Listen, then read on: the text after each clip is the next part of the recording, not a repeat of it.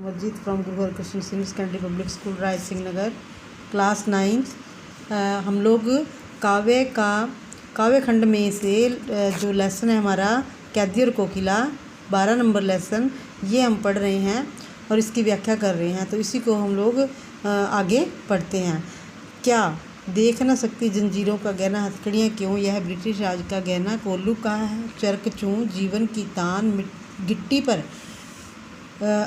गिट्टी पर अंगुलियों ने लिखे गान, हूँ मोट खींचता लगा पेट पर जुआ, खाली करता हूँ ब्रिटिश शक्कर का कुआं, दिन में करुणा क्यों जगे रुलाने वाली, इसलिए रात में गजब ढा रही आली, इस शांत समय में अंधकार को भेद रो रही क्यों हो कोकिल बोलो तो, चुपचाप मधुर विद्रोह बीज इस भांति बो रही क्यों हो कोकिल बोलो तो। बच्चों इस काव्यांश के अंदर कवि ने व्यंग्य पूर्ण भाषा का प्रयोग करते हुए कोकिल को उलाहना दिया है और ब्रिटिश शासन द्वारा उन पर हो रहे अत्याचारों का वर्णन किया है।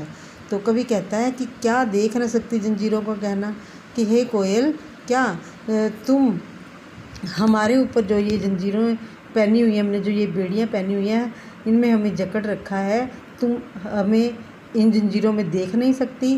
हथकड़ियाँ क्यों, कि तुम इनको हथकड़ियाँ मत समझो, ये हथकड़ियाँ नहीं है, यह ब्रिटिश राज का गहना, कि ब्रिटिश शासन ने अंग्रेज़ी शासन ने हमें ये गहने पहना दिए, हमारे लिए तो ये एक गहनों के समान है।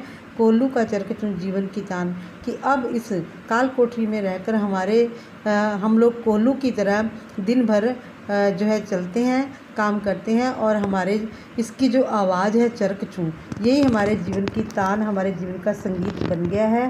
गिट्टी पर उंगलियों ने लिखे गान, दिन भर हम जो पत्थर तोड़ते हैं और उन पत्थरों को तोड़ते तोड़ते उन पर ही हमने अपने जीवन के जो गान हैं वो लिख दिए हैं।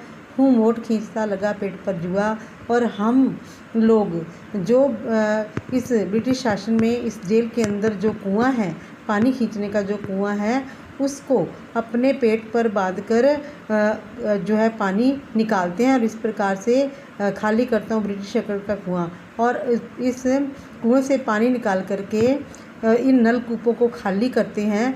तो इस प्रकार से अर्थात हम लोग उनकी ब्रिटिश अकड़ का कुआं, ब्रिटिश लोगों की, अंग्रेज़ों की अकड़ को तोड़ना चाहते हैं। अर्थात हम कभी भी थके हुए महसूस नहीं करते, हम दिन भर परिश्रम करते हैं, मेहनत करते हैं, लेकिन हम उनके सामने ये कभी नहीं जताते कि हमें पीड़ा या हमें दर्द हो रहा है। दिन में करुणा क्यों जगे रुलाने वाली, इसलिए रात में गजब ढा रही आली।